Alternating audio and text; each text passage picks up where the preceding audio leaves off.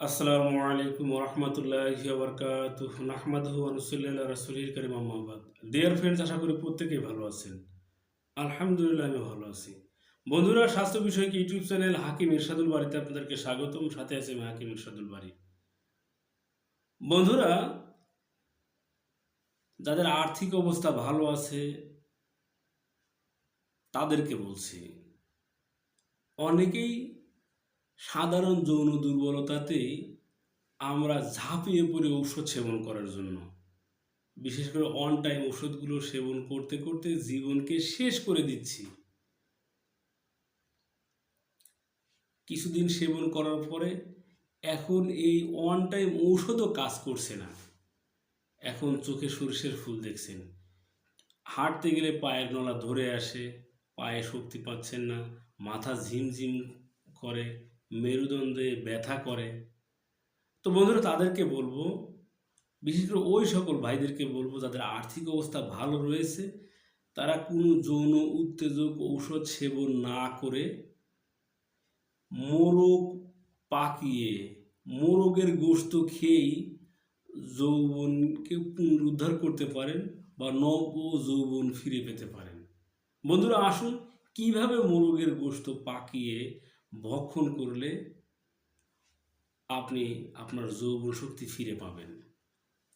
বন্ধুরা, ভালো মানের দেশি মোরগের গোশত 1 কেজি।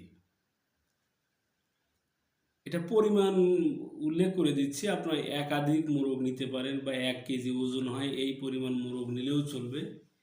1 কেজি মোরগের গোশতে 300 গ্রাম আমাদের দেশি পেঁয়াজ ব্যবহার করবেন।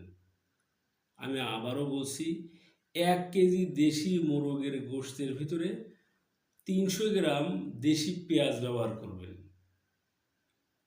এরপরে 1 মুষ্টি পরিমাণ আঁশ ছাড়ানো, দুঃখিত, খোসা ছাড়ানো তিল নেবেন। এরপরে 1 কেজি মোরগের গোশত রান্না করতে জাস্ট পরিমাণ মতো, যতটুকু পরিমাণ মশলা ব্যবহার করেন সেই চাহিদার চেয়ে একটু অল্প পরিমাণে মশলা ব্যবহার করবেন। হলুদ ব্যবহার না করলেই ভালো। হালকা অল্প অল্প মরিচ, বিশেষ করে কাঁচা মরিচ, অল্প পরিমাণ ঝাল, বিশেষ করে কাঁচা মরিচের ঝাল ব্যবহার করলে ভালো। এইভাবে সুন্দরভাবে ভুনা করে নেবেন। বাস, রান্না করার পরে আপনি সারা দিনের খাদ্যের ভিতরে এই 1 কেজি গোশত খেয়ে ফেলবেন। তো বন্ধুরা, এইভাবে 1 মাসের ভিতরে যাদের আর্থিক অবস্থা ভালো রয়েছে 2 থেকে 3টা মোরগের গোশত খেয়ে ফেলুন। দেখবেন ইনশাল্লাহ খুব দ্রুতই আপনি নবযৌবন ফিরে পাবেন।